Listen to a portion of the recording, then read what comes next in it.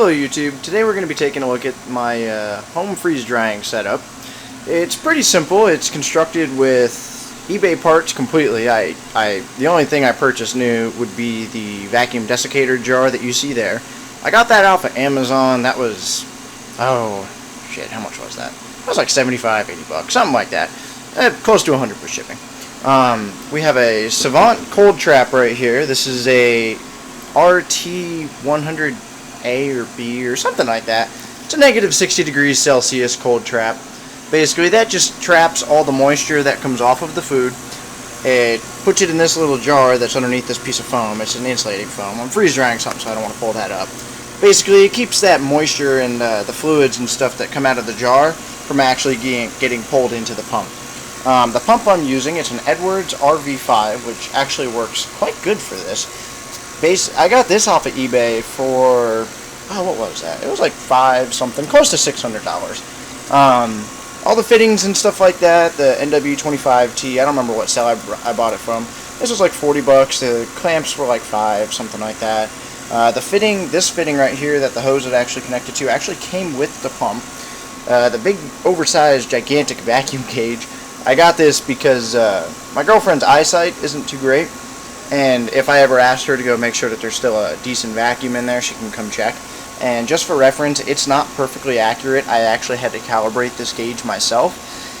I basically did my best. But anyways, on the exhaust, I have an oil mist separator, which is quite nice because it really reduces just how often you have to add oil to the pump.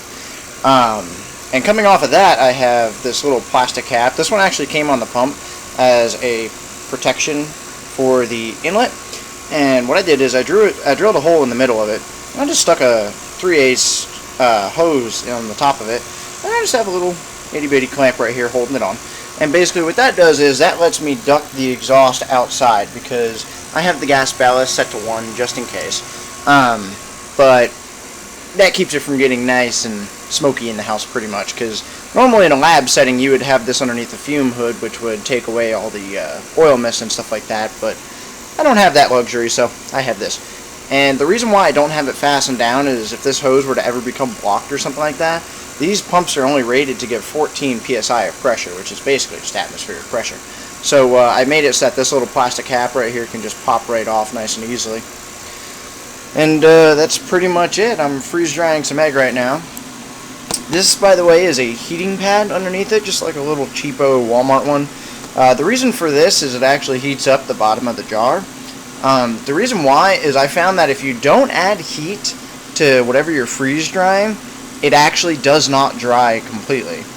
Now, I'm not sure what moisture levels I'm getting down to, but I do know that they're very, very, very, very low.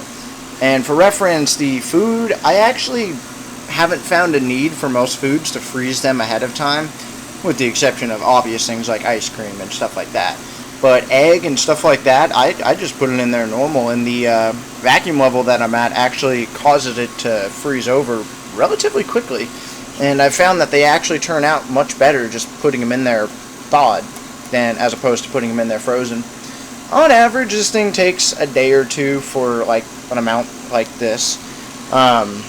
Doesn't take that much power. It takes like a total of about 6 amps, which, considering that everything basically is running constantly, the compressor and the cold trap and all that stuff, isn't too bad. The Edwards pump doesn't take that much power. I actually really, really like this pump. I used to have a Welch 1397B, and while yes, that had a much higher pumping capacity, I gotta say, this pump is just so much better. I'm sure that the video makes it sound loud, but in reality, this entire setup is actually very, very, very quiet. And it does make some noise, but it's not really an obtrusive or an annoying sound that it makes. Like, it's actually pretty, like, relaxing almost, like kind of like a white noise type deal. If you have any questions for me, go ahead and post them in the comment section. I know that I say a lot. It's not on purpose. I tried stopping myself from saying it as much as I could. But if you have any questions or comments or, hey, that's fucking awesome, go ahead and post them in the comment section, and if I have a chance, I'll reply. Thanks.